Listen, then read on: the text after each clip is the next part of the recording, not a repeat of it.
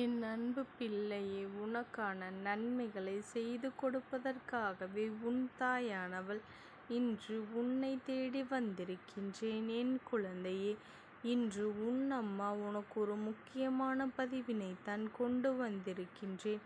எப்பொழுதுமே உன் வாழ்க்கையில் கஷ்டங்கள் அதிகமாக இருக்கின்றது என்று சொல்லி நீ புலம்பிக் கொண்டிருக்கின்றாய் அல்லவா?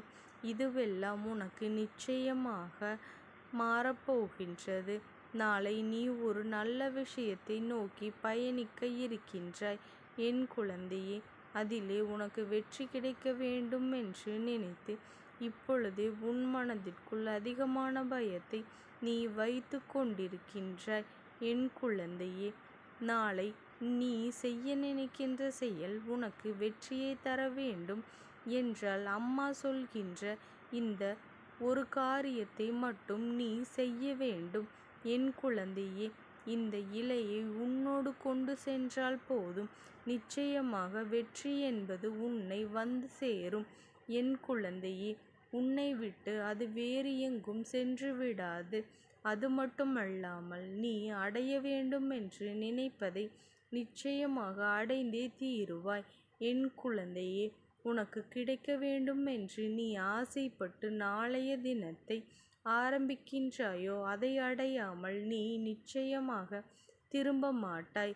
அம்மா சொல்லும் பொழுது நீ நினைக்கலாம், ஒரு இலை அப்படி வாழ்க்கையை மாற்றி காட்டுமா என்றால் அந்த இலையை மட்டும் வைத்து கொண்டு நான் வீட்டிலேயே இருந்து கொண்டால் எனக்கு வெற்றி கிடைத்து விடுமா என்று கூட நீ என்னிடத்தில் கேட்கலாம் என் குழந்தையே.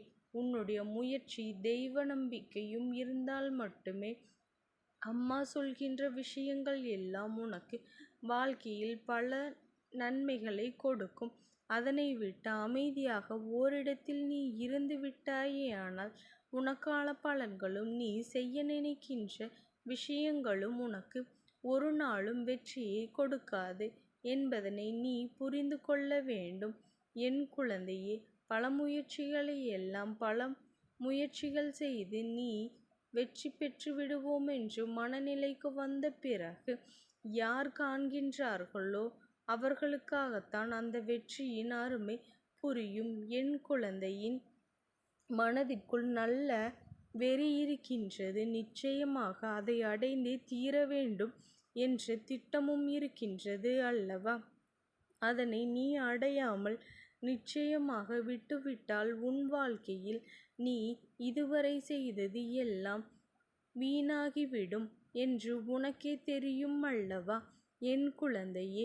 இப்படிப்பட்ட சூழ்நிலையில் நீ மன வருத்தத்தோடு இருக்கின்ற என் குழந்தையே, நாளை நீ செய்ய தொடங்குகின்ற விஷயம் உன் வாழ்க்கைக்கு மிகவும் முக்கியமான ஒரு விஷயம்.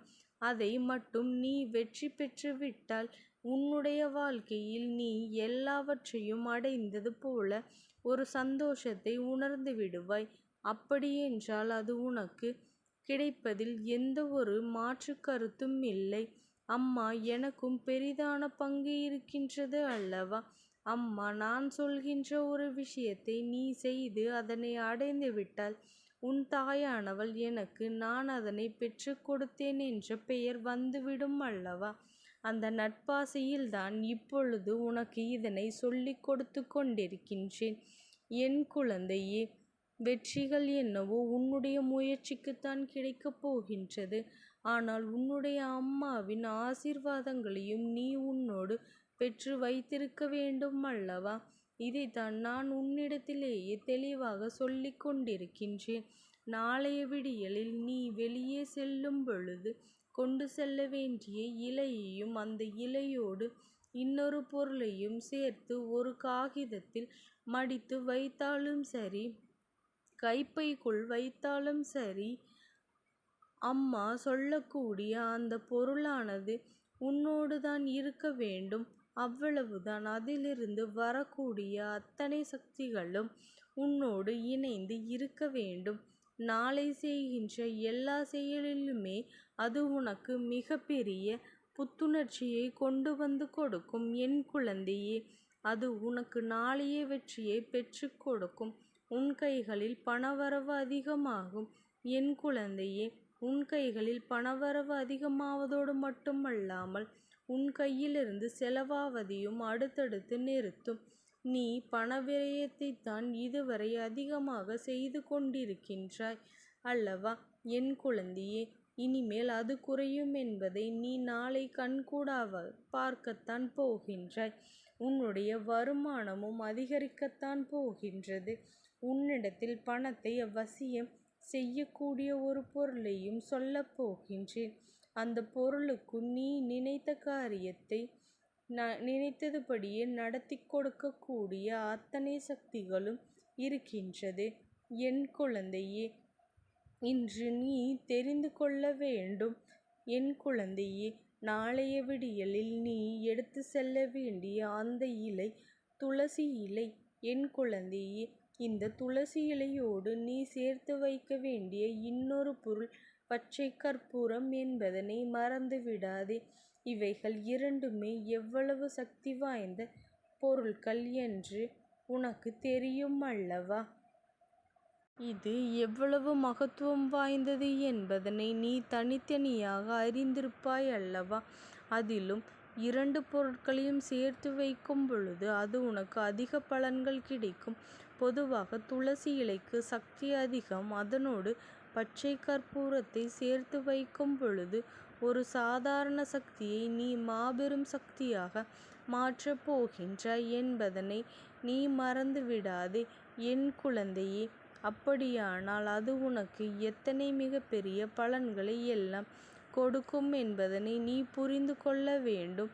இனி உன் வாழ்க்கையில் எல்லாமுமே உனக்கு ஏற்றது போலதான் நடக்கும் என் குழந்தையே.